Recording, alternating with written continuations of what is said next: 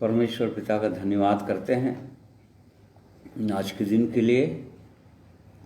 उसने हमें बड़ी कृपा और दया से देखने दिया ताकि हमने जीवित परमेश्वर की आराधना हम कर सकें, आत्मा और सच्चाई के साथ उसकी स्तुति कर सकें, उसके पवित्र नाम को और ऊंचे पर उठा सकें, उसके उपकारों के लिए धन्यवाद कर सकें जो अब तक उसने हमारे जीवन में किए हैं। उसकी महान बड़ी बड़ी प्रतिज्ञाओं के लिए धन्यवाद करें और इस प्रकार से हम उस जीवित परमेश्वर की महिमा करने वाले बने। और इसलिए परमेश्वर लगातार अब तक हमारी सहायता करते आ रहे हैं ऑनलाइन माध्यम से, और इसलिए जीवित परमेश्वर का हम धन्यवाद करते हैं। आज भी हम परमेश्वर के पवित्र वचन में देखेंगे। पिछले सप्ताह हमने देखा था धन्यवाद, स्तुति और आराधना, thanks giving, praise and worship. तो थैंक्स गिविंग एंड प्रेज, उसका धन्यवाद करना, कैसे कैसे परिस्थितियों में हम धन्यवाद कर सकते हैं और धन्यवाद करने से क्या हमको परमेश्वर की आशीष मिलती है और परमेश्वर को कैसे ऊंचे पर उठाना है, इन बातों को हमने देखा था। आज के दिन में हम उसकी आराधना के विषय में हम सीखेंगे, आराधना कैसे करना है। प्रभु यीशु ने कहा कि ये मेरी व्यर्थ आराधना करते हैं, और फरीसियों के विषय में कहा, सदुकियों, शास्त्रियों के विषय में उसने कहा व्यर्थ आप मेरी आराधना करते हो। अर्थात व्यर्थ आराधना और सच्ची आराधना, ये दोनों में अंतर है। आज उसी बात को हम देखेंगे कि हम उसकी सच्ची आराधना करें, क्योंकि परमेश्वर की इच्छा है, प्रभु यीशु की इच्छा है कि हम उसके सही में सच्ची आराधना करने वाले बने। इसलिए आइए आज के दिन में हम परमेश्वर की ओर ध्यान लगाएंगे, उसे प्रार्थना करेंगे कि परमेश्वर इस विषय पर हमारी सहायता, हमारी अगुवाई करे। आइए प्रार्थना करेंगे। सर्वशक्तिमान प्रेमी परमेश्वर पिता, हम आपका धन्यवाद करते हैं। आपने फिर से हमारे जीवन में एक नया दिन जोड़ा ताकि हम आपकी उपस्थिति में बैठकर आप जीवित परमेश्वर की आराधना करने पाएं, आपकी महिमा करने पाएं, आपके पवित्र वचन के द्वारा प्रभु जी हम आपकी इच्छाओं को जानने पाएं, समझने पाएं।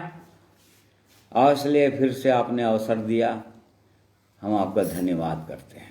इसलिए प्रेमी परमेश्वर, आज के दिन में भी हम आपकी सहायता, पवित्र आत्मा की सहायता चाहते हैं ताकि आपके पवित्र वचन को हम ठीक ठीक समझने पाएं, ताकि सचमुच में जो आपकी इच्छा है उसके अनुसार हम करने पाएं। और इसलिए प्रभु, आज के समय को मैं आपके हाथों में सौंप देता हूँ। आज के दिन में आपकी स्तुति करना, गीतों का गाना, सब कुछ वचन का बोलना, सुनना आपको भाए, यही हमारी प्रार्थना है। विनती प्रभु यीशु के नाम में मांगते हैं, सुनिए, ग्रहण कीजिए, आमीन। आइए समय प्रभु की महिमा में गीतों को सुनेंगे, गाएंगे।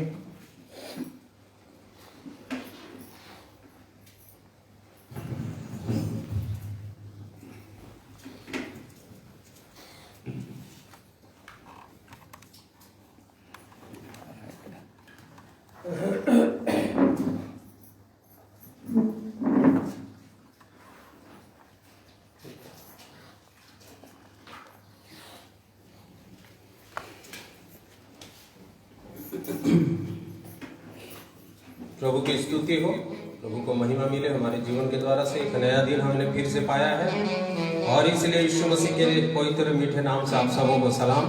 जय मसीह की।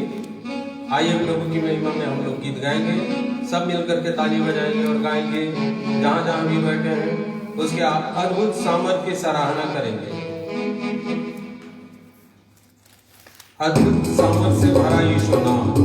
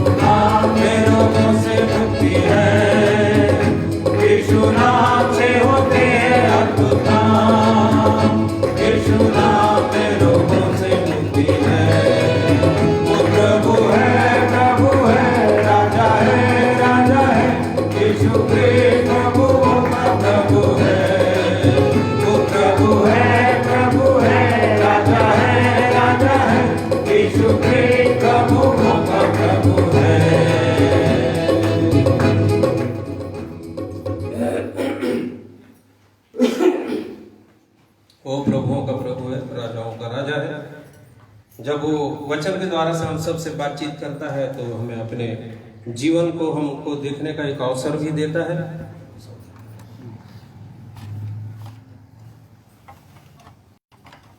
प्रभु की महिमा हो। और जब हम अपने जीवन को देखते हैं और जांचते हैं और जब हम सचमुच में अपने जीवन में अपने आपे में आते हैं उसका वचन हमसे बातचीत करता है निरंतर हमें संभालता है। और इसलिए परमेश्वर पिता का धन्यवाद करते हैं हम सब मिल करके। एक गवाही का गीत है और प्रभु की महिमा में मैं इस गीत को आप लोगों के साथ शेयर करना चाहूँगा। गवाही मेरे पहचान वाले की ही है, उसके जीवन में प्रभु ने कैसे काम किया। मेरा भांजा है छोटा वाला जिसने लिखा, उसको परमेश्वर ने ये गीतों को दिया। धन्यवाद करता हूँ। आइए इसको हम लोग प्रभु की महिमा में सुनेंगे और गाएंगे भी और अपने जीवन को जांचेंगे कि क्या पिछले वर्ष मेरा जीवन सचमुच में ऐसा ही तो नहीं चला गया कि कुछ कुछ गलतियां होती रही, परंतु हो चुकी, उसको तो बदला नहीं जा सकता। परंतु आगे के जीवन में न हो, उन गलतियों से हमको यह सीखना है कि आगे के जीवन में, आगे के वर्ष में वैसी गलतियां हमारे जीवन में और न हो। आइए इससे आधारित एक गीत को प्रभु की महिमा में हम सुनेंगे।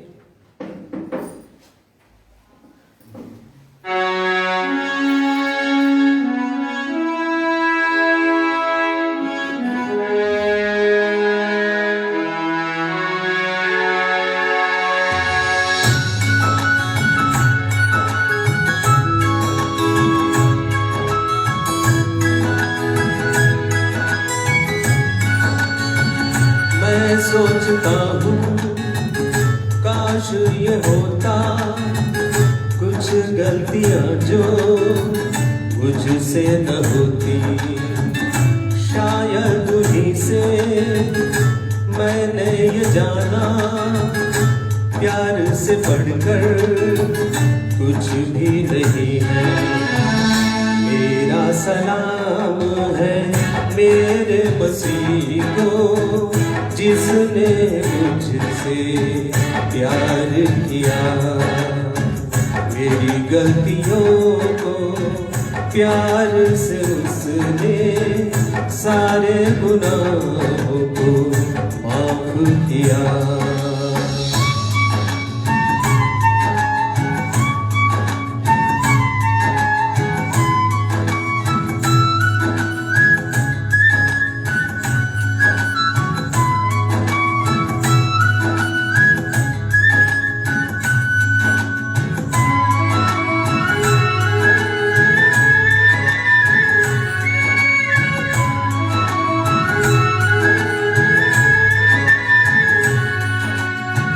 क्षमा के बिना कोई प्यार नहीं है, और प्यार के बिना क्षमा भी नहीं है। क्षमा के बिना कोई प्यार नहीं है, और प्यार के बिना क्षमा भी नहीं है। प्यार का नाम ही यीशु मसीह है, प्यार का नाम ही यीशु मसीह है। क्रूस पे उसने ये दिखलाया, मिलती क्षमा सिर्फ उसके लहू से, जिसने उसको अपनाया। मेरी गलतियों को प्यार से उसने सारे गुनाहों को माफ किया। मैं सोचता हूँ काश ये होता, कुछ गलतियाँ जो मुझसे न होती, शायद उन्हीं से मैंने ये जाना, प्यार से बढ़कर कुछ भी नहीं है। मेरा सलाम है मेरे मसीह को, जिसने मुझसे प्यार किया। मेरी गलतियों को प्यार से उसने सारे गुनाहों को माफ किया। Praise the Lord, प्रभु की महिमा हो, स्तुति हो। उसने हमें क्षमा किया है, उसने हमसे प्यार किया है, सच्चा प्यार। प्रेज करते हैं प्रभु के महिमा।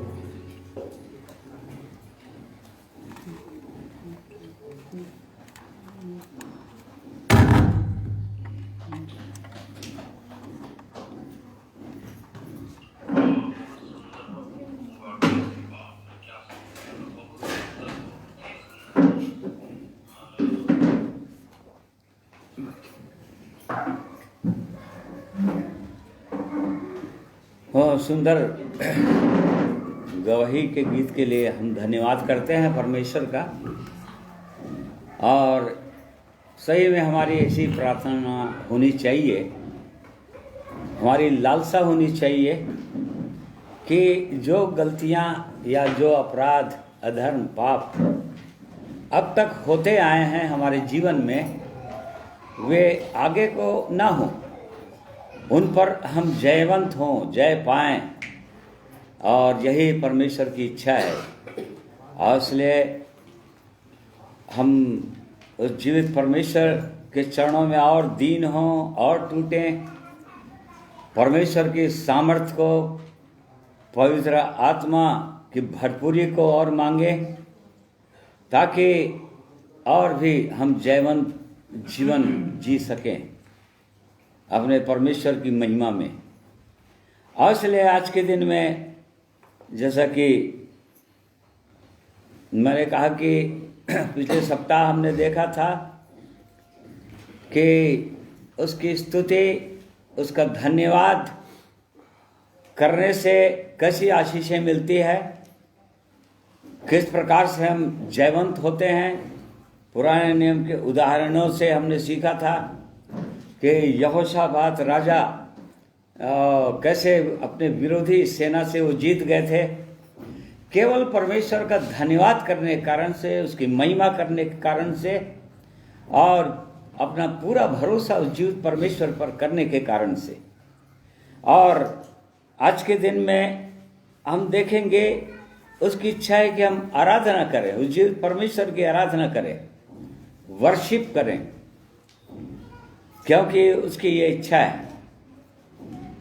और जैसे कि प्रभु यीशु ने मरकुस 7 अध्याय उसका 6 और 7 पद यदि पढ़ेंगे, वहाँ पर शास्त्रियों, फरीसियों, याजकों से देखिए प्रभु यीशु क्या बोल रहे थे। उसने उनसे कहा, यशायाह ने तुम कपटियों के विषय में बहुत ठीक भविष्यवाणी की, जैसा लिखा है, ये लोग होठों से मेरा आदर करते हैं, पर उनका मन मुझसे दूर रहता है। ये व्यर्थ मेरी उपासना करते हैं। हाँ, देखिए यहाँ पर प्रभु यीशु ने कहा कि ये लोग मेरी व्यर्थ उपासना करते हैं, होठों से तो मेरा आदर करते हैं, होठों से उसकी स्तुति करते हैं, उस जीवित परमेश्वर की महिमा करते हैं। हम गीतों को गा सकते हैं होठों से, परंतु उनका हृदय, परमेश्वर की दृष्टि हमारे हृदय की ओर रहती है। तो यहाँ पर ये व्यर्थ आराधना या ऐसी आराधना जिसको परमेश्वर ग्रहण नहीं करता, ऐसी आराधना परमेश्वर स्वीकार करता ही नहीं, ऐसी आराधना वो लोग करते हैं, केवल होठों से करते हैं, तो वे ऐसी आराधना है। फिर प्रभु यीशु ने कहा, यूहन्ना 4 अध्याय उसका 23 और 24 पद पढ़िए। परंतु वह समय आता है, वरन अब भी है, जिसमें सच्चे भक्त पिता की आराधना आत्मा और सच्चाई से करेंगे, क्योंकि पिता अपने लिए ऐसे ही आराधकों को ढूंढता है। परमेश्वर आत्मा है और अवश्य है कि उसकी आराधना करने वाले आत्मा और सच्चाई से आराधना करें। हाँ, देखिए प्रभु यीशु ने कहा कि अब वो समय आ गया है, आता है, वरन अब है, अभी है। और प्रभु यीशु के समय में उसने कहा, प्रभु यीशु ने कहा कि सच्चे भक्त या सच्ची आराधना करने वाले, ट्रू वर्शिपर, उस परमेश्वर की आराधना करने वाले, उस परमेश्वर की आराधना कैसे करेंगे? आत्मा और सच्चाई के साथ, या in spirit and in truth, मतलब आत्मा में होकर और पूरी सच्चाई में होकर, सत्यता में होकर। और जब तक एक व्यक्ति के अंदर सत्य ना आ जाए, आत्मा ना आ जाए, तब तक उस जीवित परमेश्वर की आराधना कोई व्यक्ति नहीं कर सकता। और मत्ती 4 अध्याय, इन मैथ्यू 4:10, 9 and 10, देखिए यहाँ पर प्रभु यीशु की परीक्षा हो रही थी। और जब प्रभु यीशु की परीक्षा हुई, तीसरी परीक्षा थी, जो शैतान परीक्षा कर रहा था प्रभु यीशु की। और इस परीक्षा में वो क्या बोल क्या रहा था, देखिए। उससे कहा, यदि तू गिर कर मुझे प्रणाम करे तो मैं यह सब कुछ तुझे दे दूंगा। तब यीशु ने उससे कहा, हाँ देखिए, ये शैतान की ये आखिरी शायद प्रयास था कि प्रभु यीशु भी उसको दंडवत करे, शैतान को दंडवत करे, शैतान के सामने गिर जाए और दंडवत करे। और तब उसने कहा, ओ फिर परीक्षा में पहाड़, ऊंचे पहाड़ पर ले गया था, सारे संसार को उसने दिखाया था, सारा संसार का वैभव को दिखाया था। और उसने कहा था कि ये मुझे दिया गया है। और सचमुच में वो उसके अधिकार में आ चुका था। पाप के कारण से, आदम के कारण से परमेश्वर ने आदम को पूरा अधिकार दे दिया था, सब कुछ। तुम इन सब चीजों पर तुम अधिकार रखोगे, परमेश्वर ने कहा था आदम को।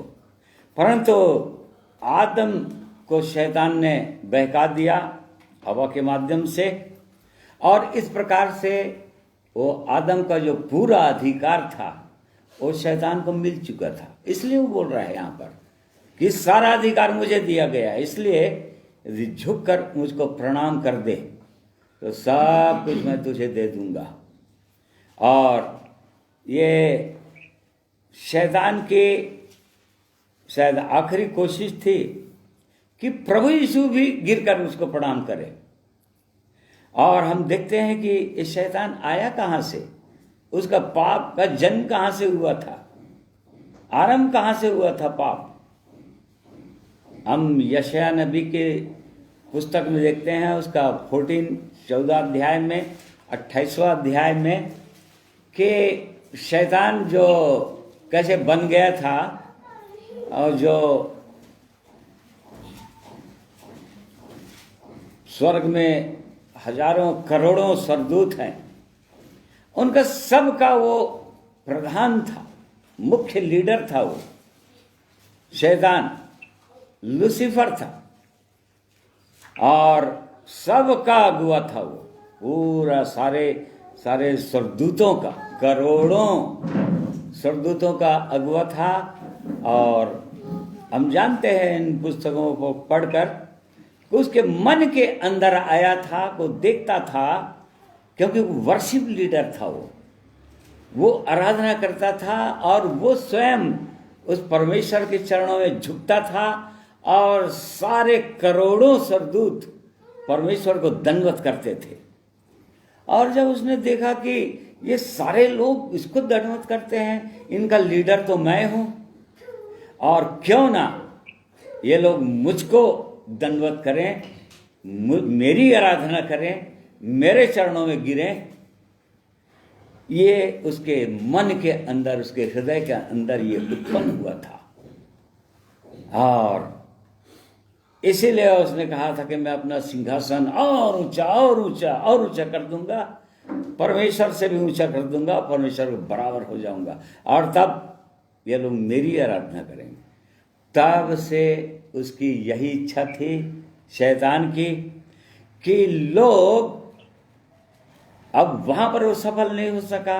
हालांकि 1/3 सरदूतों को अपनी ओर करने में सफल हो चुका था, और उसके बाद उसने प्रयास किया।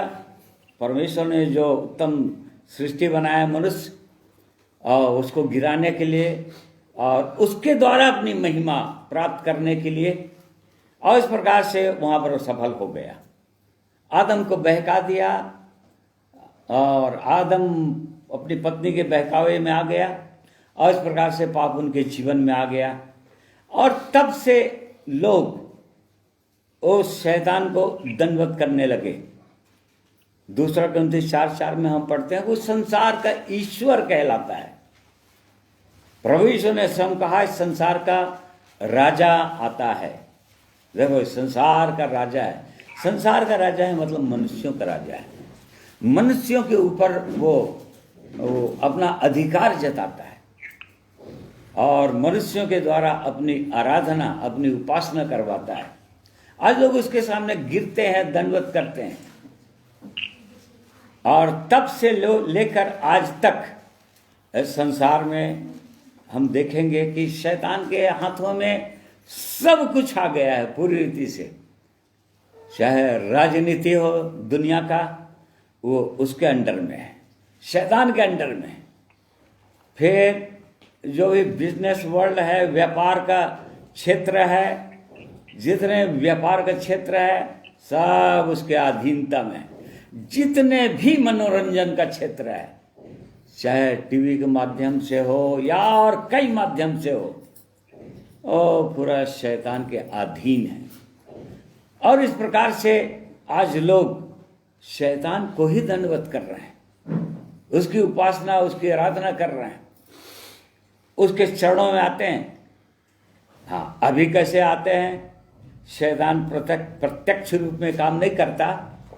दूसरा कुरिन्थियों उसको 11 अध्याय में हम पढ़ते हैं कि शैतान कैसे काम करता है, कि शैतान बहुत चालाकी से वो ज्योतिर्मय स्वर्गदूत का रूप धारण करता है, और ज्योतिर्मय स्वर्गदूत धारण करके वो लोगों के बीच में जाता है, उसके अपने दासों को चुनता है, अपने लोगों को चुनता है, अपनी सामर्थ्य से भरता है, अपनी सामर्थ्य से, मतलब दुष्ट आत्माओं के सामर्थ्य से। और उसके द्वारा आज पूरा संसार को भरमा कर रख दिया है। आज लोग कहीं न कहीं केवल उसी की आराधना कर रहे हैं, उसके चरणों में गिर रहे हैं। तो ये शैतान की आरंभ से इच्छा हुई है कि मुख्य स्थान मैं पाऊं, ये उसकी इच्छा है। और आज देखिए कि लोगों के बीच में मुख्य स्थान, जैसे कि हमने उसमें भी देखा, प्रभु यीशु ने कहा फरीसियों के विषय में, शास्त्रियों, याजकों, महाजन, ये लोग मुख्य आसन चाहते हैं। मतलब लोगों के बीच में अट्रैक्शन का या केंद्र बिंदु बन जाना चाहते हैं, ताकि लोग उसके अनुसार चलें और उसको दंडवत करें, उसकी इच्छाओं को माने। तो इस प्रकार से आरंभ से ऐसा हुआ है और तब से अब तक होता चला आ रहा है। परंतु परमेश्वर की इच्छा के अनुसार वो अपने लोगों को चुनता है और अपने लोगों को चाहता है कि उसकी आराधना करें, परमेश्वर की आराधना करें। और पुराने नियम के अंदर हम देखते हैं कि उसकी आराधना करते थे, परंतु प्रभु यीशु ने कहा कि अब वो समय आ गया कि सच्चे भक्त उस पिता की आराधना, उस परमेश्वर की आराधना आत्मा और सच्चाई के साथ करेंगे। सत्यता अर्थात हृदय के सच्चाई के साथ। क्योंकि भजन संहिता 51 उसका 6 पद में हम पढ़ते हैं कि वो परमेश्वर हृदय की सच्चाई से प्रसन्न होता है। परमेश्वर की दृष्टि मनुष्य के हृदय की ओर रहती है। ठीक है, वो समय आ गया नए नियम के अंदर। जैसे ही प्रभु यीशु आए इस संसार में, उसने कहा कि वो समय आ गया, आता है, वरन आने वाला है, वरन अभी भी है। क्योंकि वो पिता की आराधना करते थे, प्रभु यीशु। और आने वाला है बोला, आने वाला है कहने का मतलब सभी लोग जितने भी सच्चे भक्त प्रभु के चरणों में जिनको प्रभु चुनेगा, अपने समीप बुलाएगा, वो लोग आत्मा और सच्चाई के साथ उसकी आराधना करेंगे। और ये तब संभव हुआ था जब पेंतिकॉस्ट के दिन हुआ था ये, अर्थात जब पवित्र आत्मा इस संसार में चेलों के अंदर उतरा था, उसके बाद ही वो लोग आत्मा और सच्चाई के साथ उस जीवित परमेश्वर की आराधना कर सकते थे। तो भी इससे पहले कैसे आराधना करते थे? भजन संहिता में आराधना है, भजन संहिता के अंदर पूरी आराधना है, परंतु कैसे करते थे? शरीर में और प्राण में करते थे। मनुष्य त्रिभागी प्राणी है, शरीर, प्राण और आत्मा।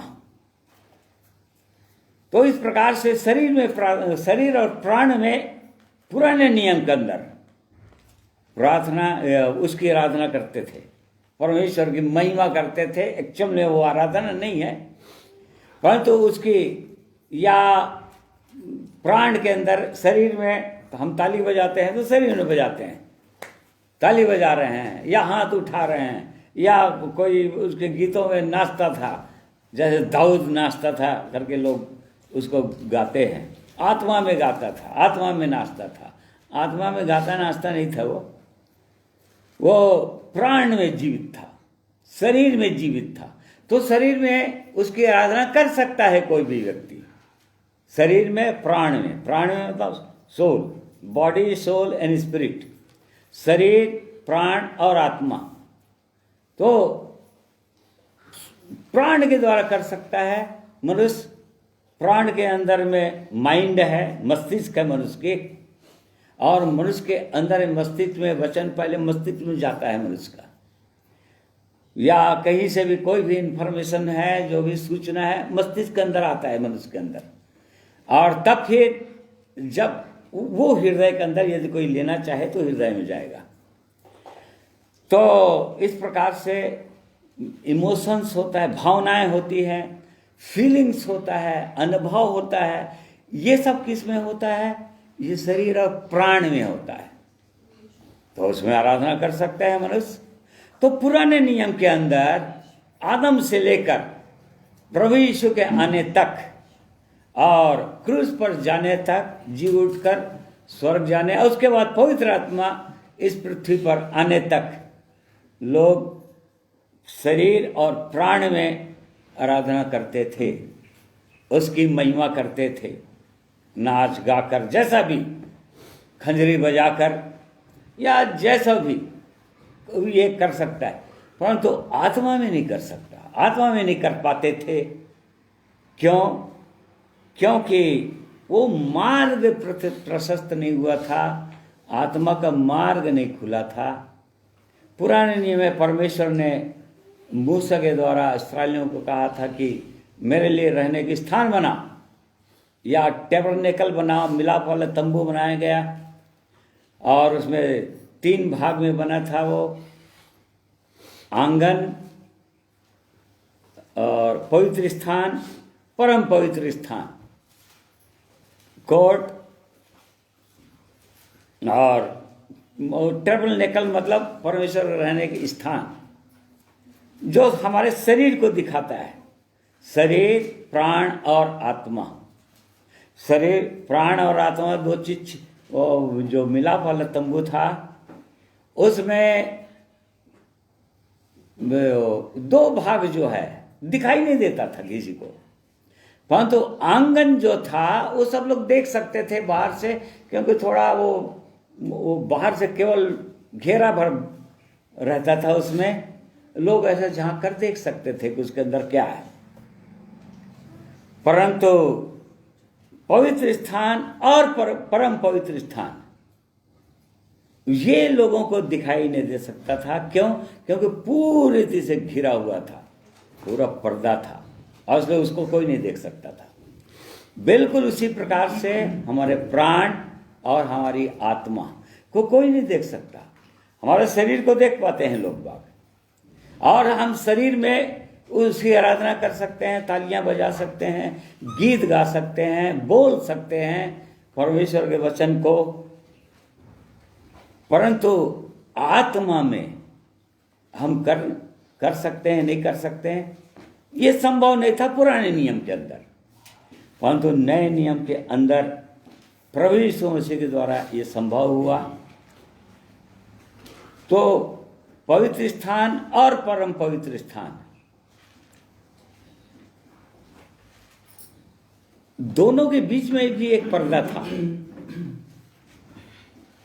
जो परमेश्वर जो है परम पवित्र स्थान में आता था, पवित्र स्थान में नहीं आता था, वो आंगन में नहीं आता था, परंतु परम पवित्र स्थान में से होकर वो परमेश्वर बातें करता था, दर्शन देता था, परंतु वो शरीर में या आंगन में या प्राण में नहीं आता था।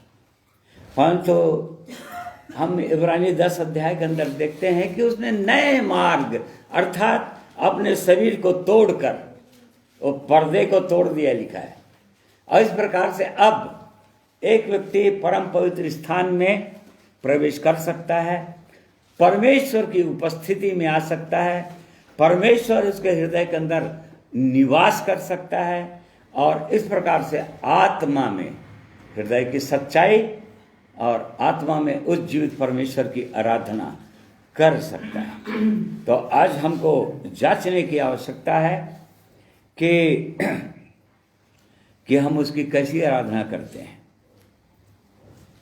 क्या हर समय वो परमेश्वर हमारे लिए वो प्रथम स्थान है? केवल ये नहीं कि संडे को आ गए 1-2 घंटा हम आराधना कर लिए और बाकी समय में बस जैसा हम चाहेंगे वैसा होगा, हमारी इच्छा के अनुसार हम करते रहेंगे, उसको आराधना नहीं बोलते हैं। उसकी नित्य आराधना नहीं करते, नहीं बोलते। हर समय यदि परमेश्वर की उपस्थिति हमारे जीवन में है, परमेश्वर की इच्छा के अनुसार यदि हम करते हैं, तो समझ जाइए कि हम हर समय उसकी आराधना करते हैं, उसको दंडवत करते हैं। कई लोग सोचते हैं कि प्रथम स्थान देना है, इसका मतलब सुबह उठ के प्रार्थना कर लेना है, परमेश्वर के वचन को पढ़ लेना है, और बस उतने ही में संतुष्ट हो जाते हैं कि हमने आज के दिन में परमेश्वर को प्रथम स्थान दे दिया।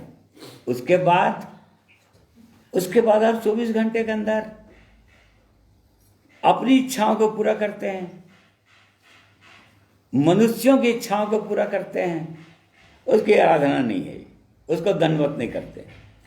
शैतान की यही इच्छा रही है शुरू से। इसीलिए देखिए उसने प्रभु यीशु को भी ट्राई किया। उसने कहा यदि तू मुझको दंडवत कर देगा या मेरे सामने झुक जाएगा, मेरी आराधना करेगा, तो सब कुछ तुझे मिल जाएगा। प्रभु यीशु ने क्या कहा? प्रभु यीशु ने क्या कहा? प्रभु यीशु ने कहा लिखा है कि तू केवल अपने प्रभु परमेश्वर को ही दंडवत कर, उसके सामने में झुक और उसी की सेवा कर। देखिए उसको दंडवत करना है, उसकी सेवा करना है, उस जीवित परमेश्वर की दंडवत करना है हमको, प्रभु यीशु ने कहा। और शैतान को कहा है शैतान मेरे सामने से चला जा। और तब से फिर शैतान प्रभु यीशु पर प्रबल कभी नहीं हो पाया। उसने ट्राई अवश्य किया, कोशिश किया गिराने का, और परंतु नहीं गिरा पाया। वैसे ही आज हमको जो लोग उसकी आराधना करना सीख गए हैं या इस जीवन में आ गए हैं, उनको गिराने की हर समय हर संभव प्रयास करता है। इसको हमको जांचना है, हमको देखना है। बाइबल के अंदर सबसे पहली बार आराधना शब्द उत्पत्ति 22 अध्याय के अंदर आया। देखिए उत्पत्ति की पुस्तक जेनेसिस 22 उसका पहला और दूसरा पद पढ़िए कोई। इन बातों के पश्चात ऐसा हुआ कि परमेश्वर ने अब्राहम से यह कहकर उसकी परीक्षा की, हे अब्राहम। उसने कहा, देख मैं यहाँ हूँ। उसने कहा, अपने पुत्र को अर्थात अपने एकलौते पुत्र इसहाक को, जिससे तू प्रेम रखता है, संग लेकर मोरिया देश में चला जा और वहां उसको एक पहाड़ के ऊपर, जो मैं तुझे बताऊंगा, होम बलि करके चढ़ा। हाँ, देखिए यहाँ पर परमेश्वर इब्राहिम की परीक्षा ले रहा था। परीक्षा किया लिखा है, उसको उसका टेस्ट ले रहा था। कितने सालों के बाद? जब वो 75 साल का था तब परमेश्वर ने उसको बुलाया था, प्रतिज्ञा किया था कि मैं तेरे वंश को आकाश के तारे और समुद्र की बालू की नहीं बढ़ाऊंगा। कब? यदि तू अपने देश को, अपने कुटुंब को, अर्थात अपने रिश्तेदारों को, अपनी जन्मभूमि को छोड़कर वहां से निकल जाएगा और तुझे मैं एक ऐसे देश पर ले जाऊंगा जहां पर दूध और मधु की धारा बहती है। वो पहली परीक्षा थी इब्राहिम की, उसके विश्वास की पहली परीक्षा थी वो, और वहां पर इब्राहिम सफल हो गया था। और उसके बाद लगातार उसकी परीक्षा परमेश्वर लेता ही रहा, और यहाँ पर वो लगभग फिर 50 वर्ष हो गया, और तब वो परमेश्वर की परीक्षा ले रहा है कि अपने एकलौते पुत्र जिससे तू प्रेम करता है उसको मोरिया पर्वत पर बलिदान कर। मैं ऐसा स्थान दिखाऊंगा बोला, और वहां पर बलिदान करना। लगातार इब्राहिम की, फिर उसके बाद उत्पत्ति 13 अध्याय के अंदर हम आते हैं, और इब्राहिम का भतीजा लूत के साथ चल रहा था, और वहां पर दोनों के चरवाहों के बीच में झगड़ा हो गया, उनके प्रॉपर्टी के संबंध में, क्योंकि उनके पास वो बहुत ज्यादा पशु हो गए, भेड़ बकरियां बहुत हो गए, मतलब दोनों के पास प्रॉपर्टी बहुत हो गया। और उस समय परमेश्वर के लोगों की प्रॉपर्टी ये बाहरी चीज, भौतिक चीजें हुआ करती थी, और तभी उन दोनों के बीच में तनाव हो रहा था, और लूत को निकालना था परमेश्वर को। और तब वहां पर भी परमेश्वर ने इब्राहिम की परीक्षा लिया था कि ये अपने कुटुंब, अपने देश को तो छोड़ के चला आया, अब वो अपने भतीजे या प्रॉपर्टी से संबंधित अपने भतीजे को अलग करेगा कि नहीं, या यहां पर ही किस चीज को चुनाव करेगा, क्या सिंची हुई भूमि या वहां सुंदर जगह। वो यहां पर भी इब्राहिम पास हो गया परमेश्वर की परीक्षा में, और तब परमेश्वर उसको और आगे उठाया बढ़ाया, और अंततः जब वो 100 साल के हो गया तब बुढ़ापे में उसका पुत्र हुआ। और उसके बाद जब उसका पुत्र इसहाक 25 या 30 साल का लगभग हो गया, तब फिर परीक्षा लिया कि अपने पुत्र जिससे तू प्रेम करता है। अब परीक्षा किसकी थी? हम इस संसार में किससे ज्यादा हमारा लगाव है, किससे हम ज्यादा प्रेम करते हैं। यहां पर इब्राहिम इसहाक से प्रेम करता था, क्योंकि उसका बुढ़ापे का पुत्र था, एकलौता पुत्र था, और उससे बहुत ज्यादा प्रेम करता था। देखो 50 साल के बाद भी परीक्षा ले रहा है परमेश्वर, क्योंकि परमेश्वर और हमारे बीच में, इब्राहिम के बीच में इसहाक आ गया था, और जिसके कारण से वो इब्राहिम परमेश्वर से जिस प्रकार से वो मिला रहता था, या जिस प्रकार से उसकी संगति में रहता था हर समय, अब इसहाक ने ले लिया था जगह, उसका जगह को इसहाक ने ले लिया था। अब वो डिवोशन या वो भक्ति इब्राहिम की शायद परमेश्वर के साथ नहीं थी, या वो समय वो नहीं दे पा रहा था परमेश्वर को, परमेश्वर या उसके लिए वो मूर्ति बन गया था। ऐसी मूर्ति बन जाते हैं। आज बहुतों के लिए बहुत सारी चीजें मूर्ति बना लिए हैं, वो लोग बन गए। बहुत से लोगों के लिए उनका नौकरी मूर्ति है, उनका ईश्वर है। और नौकरी के यदि है तो परमेश्वर को वो कोई जगह नहीं उसके लिए। न तो परमेश्वर के वचन को पढ़ने के लिए जगह है, न तो संगति के लिए जगह है, टाइम है उनके पास, और न ही प्रार्थना के लिए और न ही कलीसिया के लिए। अर्थात उनका ईश्वर बन गया वो व्यापार या उनका नौकरी उनका ईश्वर है, अर्थात उनका मूर्ति है। परमेश्वर उससे वो प्रेम करते हैं बहुत ज्यादा।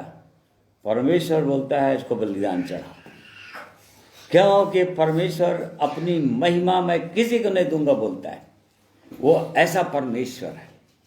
आज बहुत हो गया और बहुत चीज व्यापार बन गए लोगों के पास, बिजनेस आरंभ हो जाता है, प्रार्थना करवाते हैं, प्रार्थना से आरंभ होता है, और उसके बाद जैसे बर्थडे लगता है, जैसे बढ़ते बढ़ते बढ़ते बढ़ते अब उनके पास समय नहीं रहता है।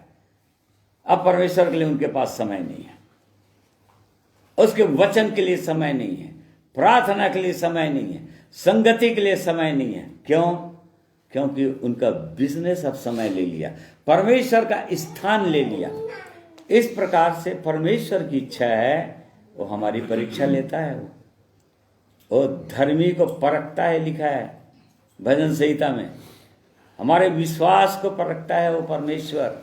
जैसे जैसे हम बढ़ते जाएंगे इस आत्मिक जीवन में, उसी स्तर पर परमेश्वर परीक्षाओं को भी आने देता है। वो स्वयं परीक्षा लेता है। वो देखता है कि यहां पर सफल है कि नहीं। इब्राहिम को देखिए, आरंभ में ही उसने प्रतिज्ञा कर दिया था, और बीच बीच में जब जब वो जयवंत तो होता था तब तक अपनी प्रतिज्ञा को वो फिर से स्मरण दिलाता था इब्राहिम को परमेश्वर कि हाँ मैंने ऐसा ऐसा कहा है, ऐसा करूंगा, ऐसा करूंगा, ऐसा करूंगा।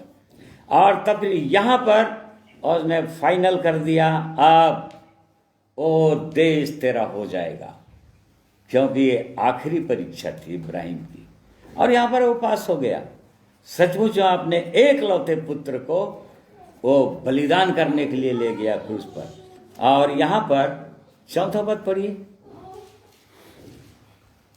तीसरे दिन अब्राहम ने आंख उठाकर उस स्थान को दूर से देखा, और उसने अपने सेवकों से कहा, गधे के पास यहीं ठहरे रहो, यह लड़का और मैं वहां तक जाकर और दंडवत कर कर फिर तुम्हारे पास लौट आएंगे। हाँ, देखो ये 3 दिन की यात्रा थी, जहां बलिदान चढ़ाने के लिए बोला था परमेश्वर, जाओ बलिदान करो। और केवल परमेश्वर उससे बात किया था। और वो ऐसा नहीं लगता कि उसकी पत्नी को सारा को भी ये बात मालूम थी, ऐसा नहीं लगता, क्योंकि परमेश्वर रात में ही उससे बात किया और भोर को तड़के उठ गया वो, क्योंकि वो आज्ञाकारी था, विश्वास योग्य था, और इसलिए विश्वासियों का पिता भी कहलाया वो। और परमेश्वर के प्रति विश्वास योग्य था, परमेश्वर की बातों को टालता नहीं था। भोर को उठा। 3 दिन की यात्रा थी।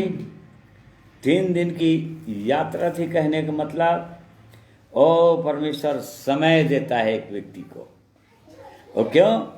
क्योंकि वो साधारण बात नहीं बोला था। वो इसहाक जो उसका बुढ़ापे का पुत्र था, जिससे बहुत प्रेम करता था, उसको बलिदान चढ़ाना था उसको। और इस कारण से परमेश्वर नहीं चाहता था कि किसी प्रकार से तुरंत ये उतावली में ऐसा काम करे, और इसलिए उसको सोचने समझने के लिए अवसर देता था। 3 दिन तुम्हारे पास समय है, तुम बहुत गंभीरता के साथ सोच सकते हो, समझ सकते हो कि ये आज्ञा को तुमको मानना है कि नहीं, बलिदान चढ़ाना है कि नहीं। वैसे ही परमेश्वर हमको भी समय देता है। प्रभु यीशु ने अपने चेलों को चुनाव के विषय में बताया, कौन लोग चेले हो सकते हैं। उसने कहा कि वो उदाहरण दिया था वो लूका 14 अध्याय के अंदर, यदि कोई गढ़ बनाना चाहे उसको चाहे, और वैसे ही यदि हमारे सामने से कोई ऐसी सेना आ रहा है कि किसी राजा के विरोधी सेना आ रहा है, 20,000 लिए हुए सैनिक लिए हुए, और इसके पास 10,000 हैं, तो क्या करेगा वो? सोचने के लिए, समझने के लिए, सोचो समझो क्या करोगे, इसलिए अवसर देता है परमेश्वर। और 5वां पद पढ़िए। और उसने अपने सेवकों से कहा, गदहे के पास यहीं ठहरे रहो, यह लड़का और मैं वहां तक जाकर और दंडवत करके फिर तुम्हारे पास लौट आएंगे। हाँ देखिए, ये पहला बार आया है दंडवत शब्द बाइबल के अंदर, उत्पत्ति में यहीं से आरंभ हुआ है दंडवत शब्द। आराधना, वर्शिप। यहां पर इब्राहिम ने कहा अपने और सेवकों को, गधे के पास यहीं रहो तुम लोग, यह लड़का और मैं, हम लोग दोनों जने जाएंगे, मतलब और किसी को नहीं ले जाना है वहां पर, क्योंकि परमेश्वर ने मुझे आराधना करने के लिए कहा है और हम उसकी आराधना करेंगे। और जीवित परमेश्वर की मुझको आराधना करना है, और इसलिए तुम लोग यहाँ पर ठहरे रहो और हम उसको दंडवत करके लौट आएंगे। ये उसका विश्वास था, और सचमुच में गया, उसको दंडवत किया, अर्थात अपने इकलौते पुत्र को बलिदान करने लगा, और उसने वेदी सजाई, उसको वेदी पर रख दिया, उसका हाथ पांव बांधा अपने बेटे का। कितने साल का था? 30 साल का। सोच लो, इसका मतलब वो अपने पिता का कितना आज्ञाकारी रहा होगा, वो इसहाक अपने पिता का कितना आज्ञाकारी रहा होगा, इसे सोच कर देखिए। अभी के जवान बेटे को जो 25-30 साल का, 20 साल का होगा, कोई पिता ऐसा बांध सकता है? नहीं बांध। इससे समझ में आता है कि इसहाक कितना उसका अपने पिता का आज्ञाकारी रहा होगा। ठीक है, जो अपने हाथ पांव को बांधने दिया, उसका पिता बोला यहाँ पर लेटो, लिटा दिया वेदी पर, और लकड़ी सजाया, लकड़ी के ऊपर उसको लिटा दिया। अब उसको बस चक्कू निकाल लिया, और जब मारने के लिए था ऐसा कर दिया उसने, ओ परमेश्वर ने आवाज दिया, रुक जा, मैं जान गया कि तू मेरा भय मानता है सचमुच में, क्योंकि तूने अपने इकलौते पुत्र को भी नहीं छोड़ा। और इस प्रकार से उसने बलिदान कर दिया, परीक्षा में पास हो गया। उसके बाद परमेश्वर ने जो आशीषों के विषय में प्रतिज्ञा किया था, परमेश्वर यहाँ पर फिर फाइनली दोहराया। हम निश्चय वो जगह अन्य जातियों को जगह था, वो फलस्तीन देश है, कनान था, 7 जाति, वो तेरा देश हो गया। अब इस प्रकार से वो प्रतिज्ञा किए, यहाँ पर पास हो गया। वैसे ही हमारे जीवन में भी परमेश्वर यदि हमको बुलाया है, हमको नए जन्म दिया है, हर स्तर पर वो परमेश्वर हमारी परीक्षा लेते हैं। वो देखते रहते हैं कि हम किसको प्रथम स्थान देंगे अपने जीवन में, अपने परमेश्वर को या अपने किसी कार्य को, अपनी इच्छाओं को, या किसी मनुष्य को, किसी मनुष्य की इच्छाओं को पूरा करेंगे, या किसी मनुष्य को हम प्रसन्न करना चाहेंगे, या उनकी सलाह के अनुसार चलना चाहेंगे जो परमेश्वर की इच्छा के विरोध में हो, परमेश्वर के वचन के विरोध में हो। उसके अनुसार परमेश्वर हमारी परीक्षाओं को लेता है। तो इस प्रकार से ये देखिए, आराधना वर्शिप में का मतलब ये होता है उसको दंडवत कर देना, अर्थात जो कुछ भी हमारा बेस्ट है, सब कुछ उसी को परमेश्वर को चढ़ा देना, इसी को दंडवत करते हैं, इसको आराधना करते हैं। फिर दूसरी बार आया अय्यूब की पुस्तक में, हम देखेंगे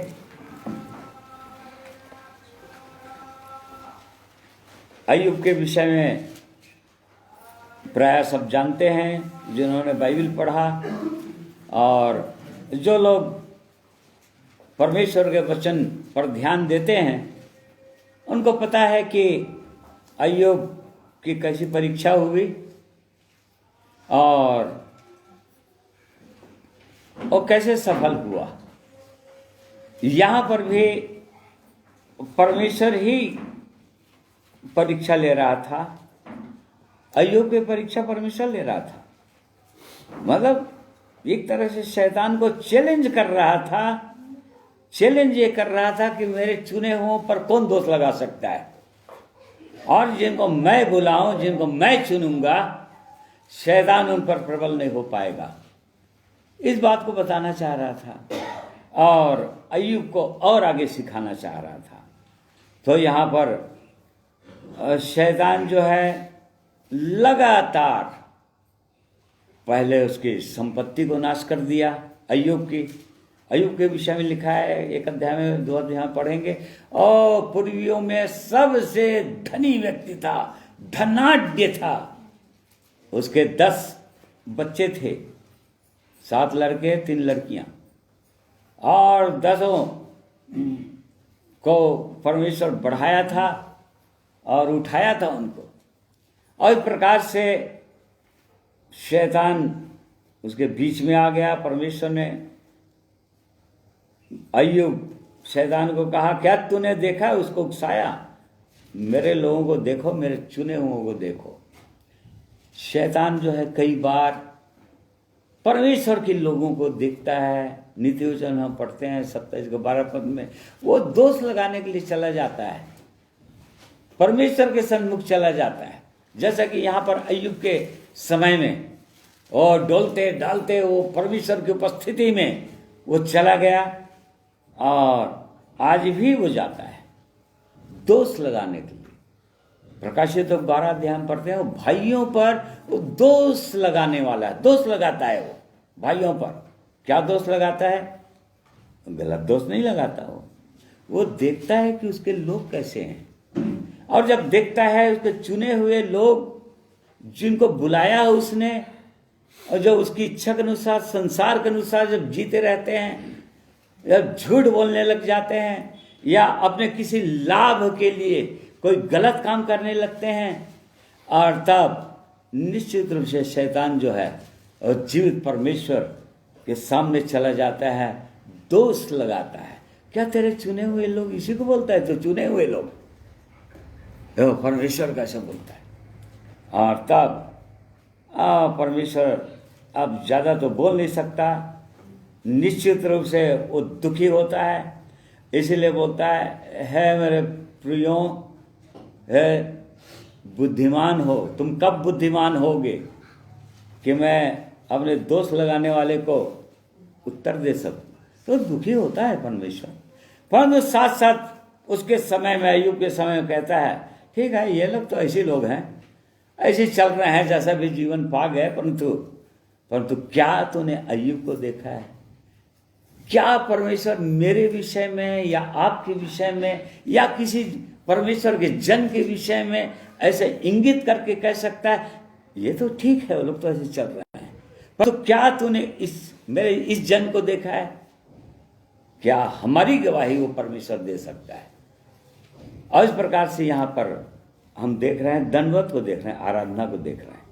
लगातार अय्यूब की पुस्तक में 1 अध्याय के अंदर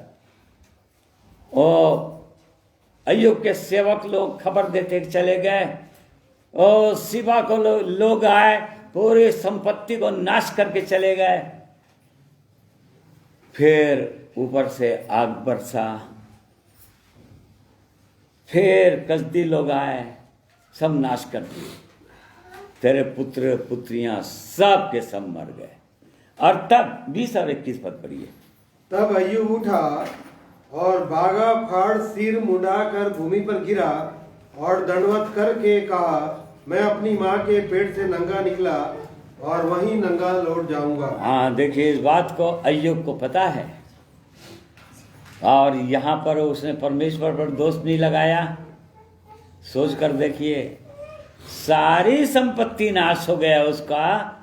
वो पुरियों में सबसे धनाढ्य व्यक्ति था, वो सारी संपत्ति नाश हो गया, घर द्वार पूरा तबाह हो गया, नाश हो गया। उसके 10 बच्चे नाश हो गए, मर गए। उसके बाद क्या किया बोल रहा है? 20 पद पढ़िए। तब अय्यूब उठा और बागा फाड़ सिर मुड़ाकर भूमि पर गिरा। हाँ, बागा फाड़ा, निश्चित रूप से उसको दुख हुआ, दुखी हुआ, दुख होगा जरूर।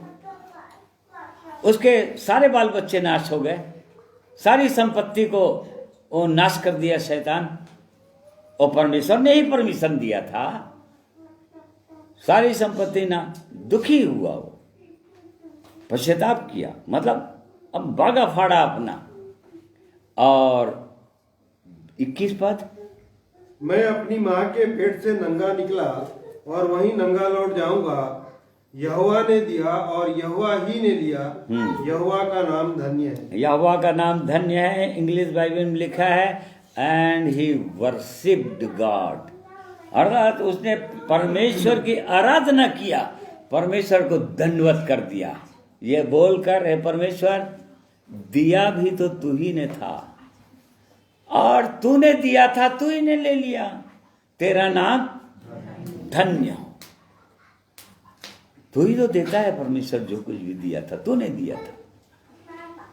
ये मेरी दी हुई चीजें, मेरे द्वारा उत्पन्न हुई चीजें तो नहीं थी, ये आशीष तूने दिया था मुझको, धन संपत्ति तूने दिया था, धन संपत्ति प्राप्त करने के लिए शक्ति तूने मुझको दिया था, और जीवन के अंदर सांसें तू मुझको देता था, और इसलिए तूने ले लिया, तेरा नाम धन्य हो। उसकी आराधना किया, उसको दंडवत किया। तो आराधना इसको बोलते हैं। आज जो चर्चेज में प्रेज एंड वर्शिप घंटा भर वो गाना गाएंगे, कूद कूद के, नाच नाच के, उसको वो प्रेज और वर्शिप बोलते रहते हैं, और उसके बाद 2 घंटे के बाद जाकर टीवी के सामने बैठ जाएंगे पिक्चर देखने के लिए, और ऐसी चीजों को जो परमेश्वर की इच्छा के विरोध में है, या अपनी इच्छा को पूरी करने के लिए, और उसको सोचते हैं कि हम प्रेज एंड वर्शिप किए। नहीं, उसको प्रेज एंड वर्शिप नहीं कहते। हाँ, प्रेजिंग कर कह सकते हैं, वो भी केवल शरीर में, आत्मा में नहीं, केवल शरीर में और प्राण में, भावनाओं में, मस्तिष्क के द्वारा, इमोशंस में, अनुभवों के द्वारा वो कर सकता है कि मनुष्य, परंतु आत्मा में वो तो वही कर सकता है जो सचमुच में वो वहाँ तक, परम पवित्र स्थान तक जो पहुँच जाता है, परमेश्वर की एकदम उपस्थिति में पहुँच जाता है, अर्थात अपने शरीर को पूरी रीति से बलिदान कर देता है, क्रूस पर चढ़ा देता है, वही आत्मा में उसकी आराधना, उपासना कर सकता है। तो इस प्रकार से हम देखते हैं कि अय्यूब भी यहाँ पर सफल हो गया। यद्यपि 3 अध्याय जब हम पढ़ेंगे तो वो अपने आप को कोसने, परमेश्वर को कभी नहीं कोसा उसने, या कुछ भी हो, उसने दोष शैतान पर भी नहीं लगाया। एक बहुत सुंदर चीज हम देखते हैं अय्यूब की पुस्तक में, शैतान पर उसने दोष नहीं लगाया। देखो उसने क्या किया, क्या कहा, परमेश्वर तूने दिया और तूने, अर्थात प्रभु तूने आज्ञा दिया शैतान को, या तूने ऐसी परिस्थितियां बना, तेरे परमिशन से, तेरी इच्छा से ये सारी संपत्ति मेरी चली गई, मेरे बच्चे नाश हो गए। इस बात को तू जानता है परमेश्वर, तेरी आज्ञा के बिना कुछ नहीं हुआ है। उसने शैतान पर दोष नहीं लगाया। परंतु उसके बाद हम देखते हैं 3 अध्याय के अंदर वो अपने आप को, अपने जन्मदिन को कोसने लगता है। फिर आगे बढ़ते हैं तो परमेश्वर की महिमा करता है कई अध्याय में कि मैं नाश हो जाऊंगा, फिर भी एक दिन उसका दर्शन करूंगा। उतार चढ़ाव का इसका जीवन रहता है। इसका कारण ये था कि अभी के समय में, उसके समय में तो बाइबल भी नहीं थी, क्योंकि अय्यूब की पुस्तक सबसे पहली पुस्तक लिखी जाने वाली पुस्तक है।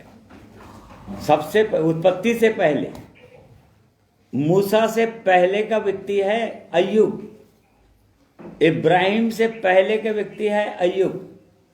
परंतु बाइबल के क्रम के अनुसार बहुत बाद बाइबल उसका क्रम में अय्यूब की पुस्तक है, लेकिन पहली पुस्तक है। तो यहाँ पर आराधना उसने किया उसके अंदर पवित्र आत्मा नहीं था। अभी के समय में नए नियम के विश्वासियों के अंदर वो पवित्र आत्मा आ जाता है जीवन में, और तब उतार और चढ़ाव का जीवन नहीं होना चाहिए, बोलता है जयवंत जीवन होना चाहिए। फिर एक वचन और हम लोग पढ़ेंगे आराधना से संबंधित, प्रकाशित वाक्य 4 अध्याय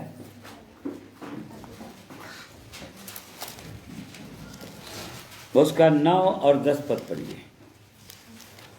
जब वे प्राणी उसकी जो सिंहासन पर बैठा है और जो युगानुयुग जीवता है महिमा और आदर और धन्यवाद करेंगे, तब 24 प्राणी प्राचीन सिंहासन पर बैठने वालों के सामने गिर पड़ेंगे और उसे जो युगानुयुग जीविता है प्रणाम करेंगे, और वे अपने अपने मुकुट सिंहासन के सामने यह कहते हुए डाल देंगे, हे हमारे प्रभु और परमेश्वर, तू ही महिमा और आदर और सामर्थ के योग्य है, क्योंकि तू ही ने सब वस्तुएं सृजी और वे तेरी ही इच्छा से थी और सृजी गई। हाँ, देखिए यहाँ पर परमेश्वर के लोग स्वर्ग में भी, और जो सिंहासन पर बैठा हुआ है हमारा प्रभु सर्वशक्तिमान परमेश्वर, उसकी आराधना कर रहे हैं, वहां पर उसको दंडवत कर रहे हैं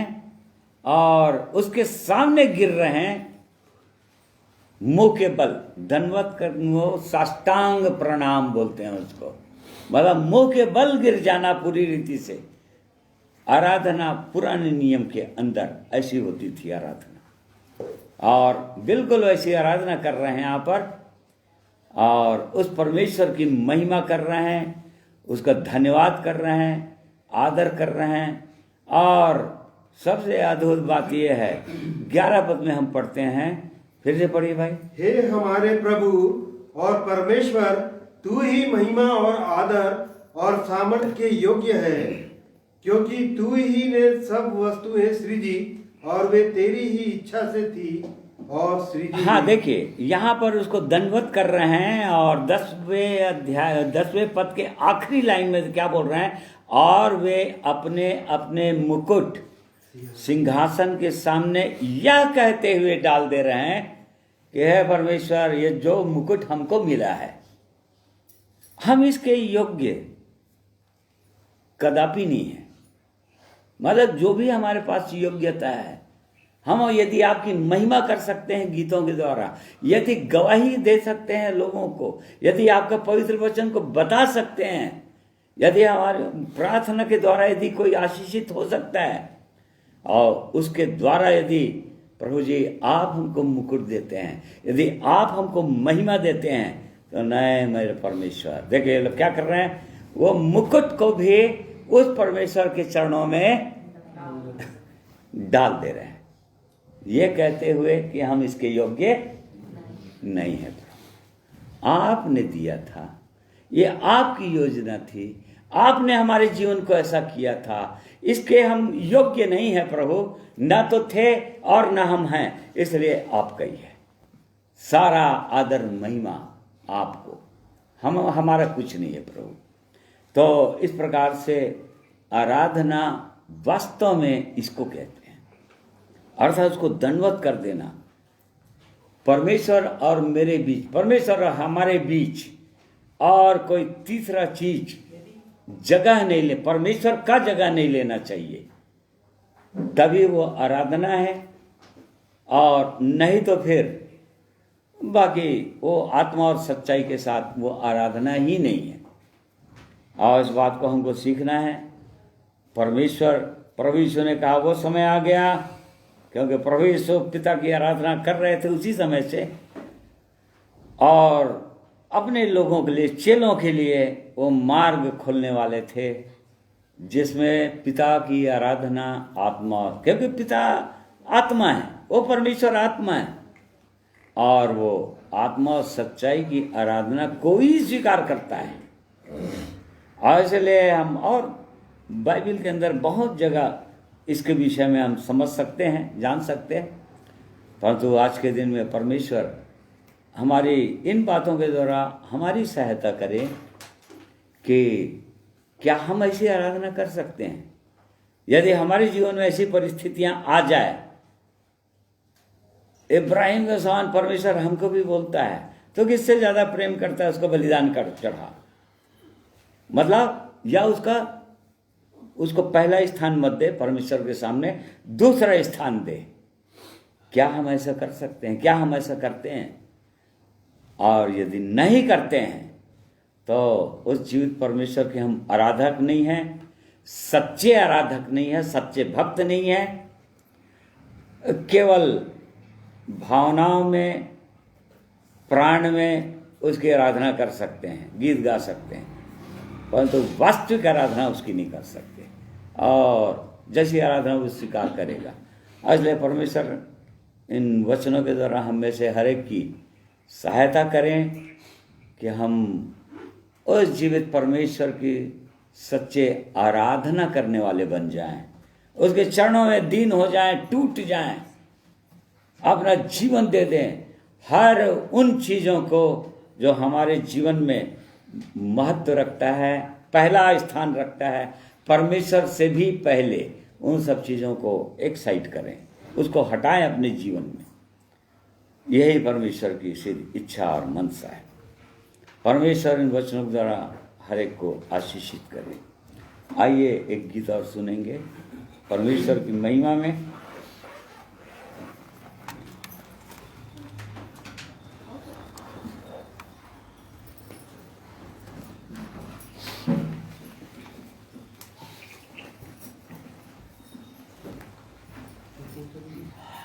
आप सबों को जय मसीह की। मैं भी अपने परमेश्वर पिता का धन्यवाद देता हूँ कि उसने आज के दिन को मुझे दिखाया और अभी तक संभाल के रखा है। और सुंदर वचन के लिए भी परमेश्वर का धन्यवाद देता हूँ कि जो हमने आज सीखा आराधना के विषय में, और सचमुच में हमें से हर एक के भी जीवन की गवाही होनी चाहिए कि हम आत्मा और सच्चाई से परमेश्वर की स्तुति और आराधना करें और अपना सब कुछ परमेश्वर को दे सकें। बहुत से बार जब जीवन में विपरीत परिस्थितियां आती हैं तो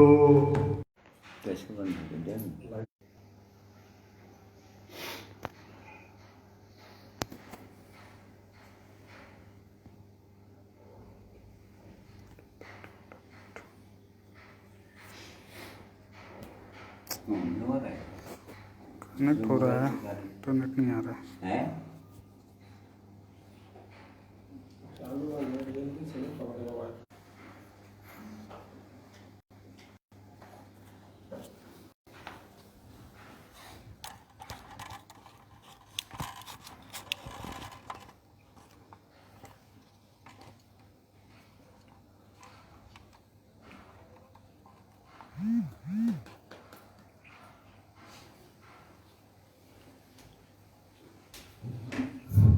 क्षमा चाहते हैं, पावर चले जाने की वजह से थोड़ा सा असुविधा हुआ, थोड़ी देर के लिए रुक गया।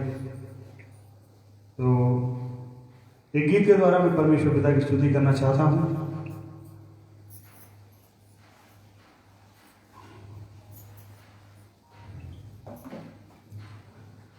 ये गीत है धन्यवाद के साथ स्तुति गाऊंगा, हे यीशु मेरे खुदा। और इस गीत के द्वारा भी मैं परमेश्वर पिता की स्तुति करना चाहता हूँ। और चाहे जीवन में जैसी भी परिस्थिति आए, हमको परमेश्वर की स्तुति करना चाहिए, परमेश्वर का धन्यवाद देना चाहिए। सिर्फ चाहे जीवन में विपरीत परिस्थिति क्यों ना आए। एक वचन को पढ़ना चाहता हूँ, भजन संहिता 103 में राजा दाऊद कहता है, बहुत सुंदर बात कहता है वो यहाँ पे। कहता है, हे मेरे मन यहोवा को धन्य कहे और उसके दो कुछ मुझ में है, वह उसके पवित्र नाम को धन्य कहे। हे मेरे मन यहोवा को धन्य कहे और उसके किसी उपकार को ना भूलना। वही तो तेरे सब अधर्म को क्षमा करता और तेरे सब रोगों को चंगा करता है। वही तो तेरे प्राण को नाश होने से बचा लेता, तेरे सिर पर करुणा और दया का मुकुट बांधता है। लेकिन जब विपरीत परिस्थिति हमारे जीवन में आती है तो कई बार परमेश्वर को धन्यवाद हम अपने जीवन से नहीं दे पाते हैं और बहुत से बार हमारे जीवन में प्रश्न उठ जाते हैं या ऐसी बातें आने लगती हैं कि दिया, लेकिन हमको उस परमेश्वर के उपकारों को या उसकी आशीषों को जो वो बचपन से करता चले आ रहा है उसको जरूर देखना चाहिए, जो हमें प्राण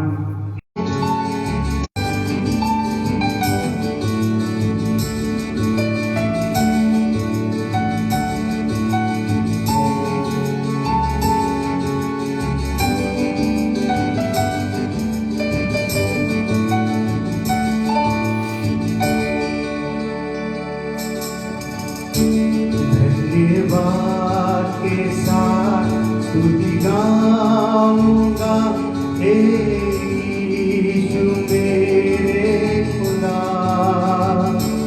उपकार तेरे है बेशुमार, कोटि कोटि स्तुति धन्यवाद। धन्यवाद के साथ स्तुति गाऊंगा, हे यीशु मेरे खुदा, उपकार तेरे हैं बेशुमार, कोटि कोटि स्तुति धन्यवाद।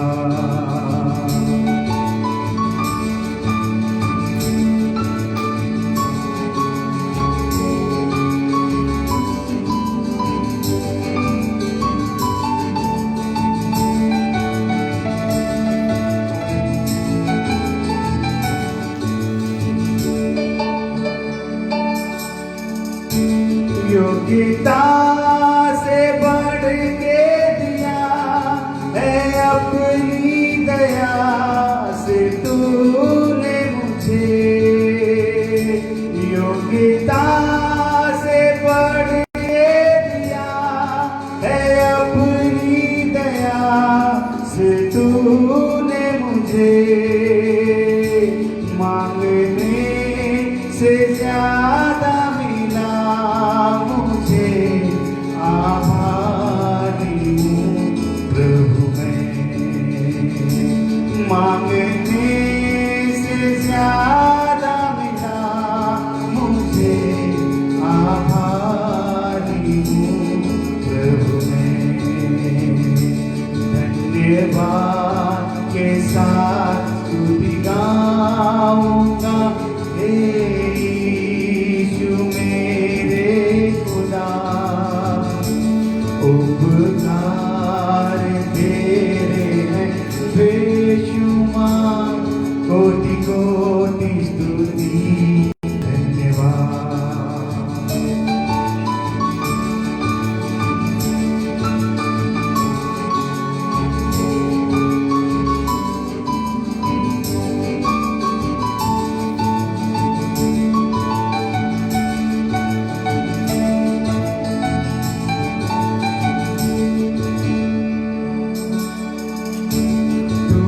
सच्चा जिंदा खुदा, तुझ पर ही भरोसा मेरा, तू है सच्चा जिंदा खुदा, तुझ पर ही भरोसा मेरा,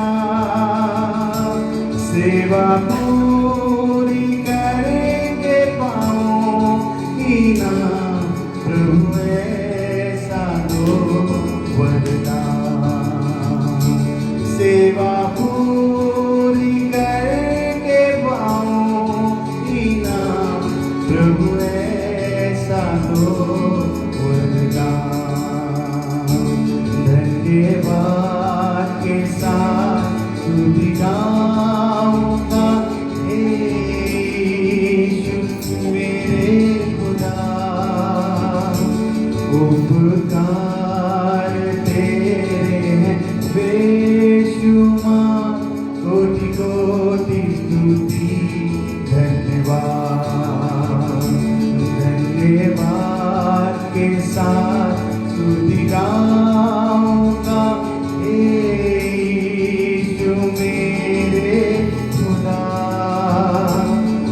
उपकार तेरे हैं बेशुमार, कोटि कोटि स्तुति धन्यवाद, कोटि कोटि स्तुति धन्यवाद, कोटि कोटि स्तुति धन्यवाद।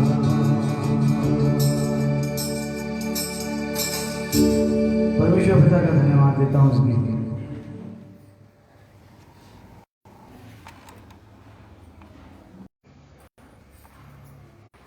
सुंदर गीत के लिए धन्यवाद करते हैं परमेश्वर का। आइए प्रार्थना करें। प्रेमी सर्वशक्तिमान परमेश्वर पिता, हमारे उद्धारकर्ता अनंत जीवन के राजाओं के राजा प्रभुओं के आपकी स्तुति करते हैं। एकमात्र आदर स्तुति महिमा आराधना के योग्य परमेश्वर हैं आप। हम आपका धन्यवाद करते हैं पिताजी। आपने हमें भी अपने समीप आने दिया है, अपने चरणों में आने दिया, हमें इस योग्य किया, नए जन्म का अनुभव दिया, पापों की क्षमा, अपने प्रभु यीशु के पवित्र लहू के द्वारा छुटकारा, और वैसे ही पवित्र आत्मा का भागीदार बनाकर आपने हमें इस योग्य किया है कि आप जीवित सच्चे परमेश्वर की आराधना हम भी आत्मा और सच्चाई के साथ कर सकते हैं। और इसलिए प्रेमी परमेश्वर हम में से हर एक भाइयों और बहनों की सहायता कीजिए, ताकि हम अपने अपने जीवनों को और भी गंभीरता के साथ देखें, जांचें, और उन हर चीज़ों को या वस्तुओं को या कोई भी चीज़ें जिनको आप हटाना चाहते हैं, बलिदान करने के लिए बोलते हैं, उनको हम बलिदान चढ़ा सकें, अपने जीवन से हटा सकें, ताकि एकमात्र सच्चा परमेश्वर के चरणों में बैठ सकें और आपके और हमारे बीच और कोई तीसरा चीज़ ना होने पाए। ऐसा अनुग्रह प्रदान कीजिए। और इसलिए आज के दिन में आपने हमारी सहायता किया अपने पवित्र वचन के द्वारा सीखने में, आराधना के विषय में। हम आपका धन्यवाद करते हैं प्रभु। और गीतों के द्वारा आपकी महिमा करने में सहायता किया, आपका धन्यवाद करते हैं। और भी आगे आपकी इच्छा में हम अपने आप को, जीवन को सौंप देते हैं महान परमेश्वर। और भी हमें आगे उठाइए, बढ़ाइए, ताकि आपकी आराधना हमारे जीवन के द्वारा हर समय होता ही रहे। प्रार्थना प्रभु यीशु के नाम में मांगते हैं, सुनिए, ग्रहण कीजिए, आमीन। प्रिय भाइयों और बहनों, आप सबों का मैं धन्यवाद करता हूँ। आप सबों को परमेश्वर और भी उठाए, आशीषित करें। अपने पवित्र वचनों के द्वारा हमको सिखाया है, उसके अनुसार से और बहुत गंभीरतापूर्वक अपने अपने जीवनों को हम जांच सकें, ऐसा परमेश्वर अनुग्रह करे। आप सबों को प्रभु यीशु के पवित्र नाम में मैं जय मसीह कहता हूँ।